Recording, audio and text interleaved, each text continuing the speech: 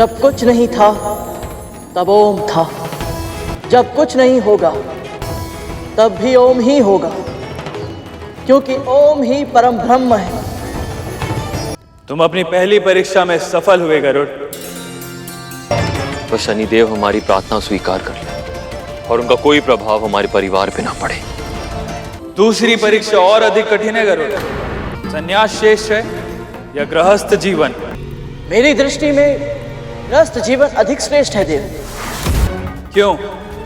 कहा तो यह जाता है कि ईश्वर को जानने के लिए पहले स्वयं को पहचानना पड़ता है, और स्वयं को पहचानने के लिए संन्यास अनिवार्य है। जैसे कि आपने कहा, एक सन्यासी के लिए अंतिम लक्ष्य होता है ईश्वर या परम सत्य की खोज करना, पर यह खोज तो एक गृहस्थ भी कर सकता है देव। कैसे गरुड़? गृहस्थी के बंधन में बंधा होता है, उसे अपने साथी की और अपने बच्चों की चिंता होती है, परंतु सत्य की खोज तो वो कर सकता है जो स्वतंत्र हो।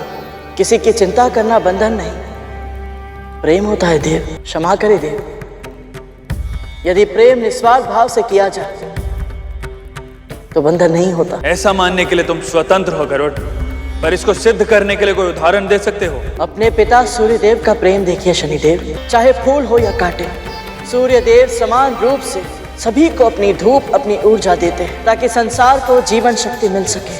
पवन देव बिना किसी भेदभाव के सभी को वायु देते हैं। बादल वर्षा और चंद्रदेव शीतलता देते हैं। संपूर्ण प्रकृति हर क्षण अपने उदाहरण से हमें यही संदेश देती है कि प्रेम निस्वार्थ होना चाहिए, जैसे ये सब करते हैं।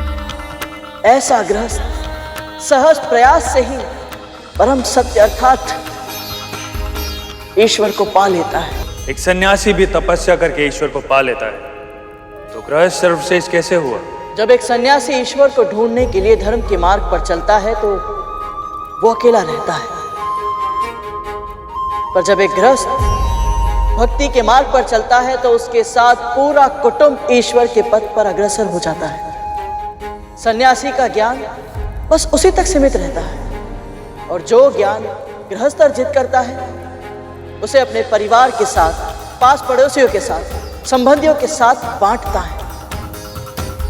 उस कुटुंब की परंपरा के रूप में यह ज्ञान आने वाली कई पीढ़ियों तक पहुंचता है। इसीलिए मेरा मानना यह है देव कि सन्यासी आदरणीय होता है, पर उससे भी कहीं अधिक श्रेष्ठ गृहस्थ होता है।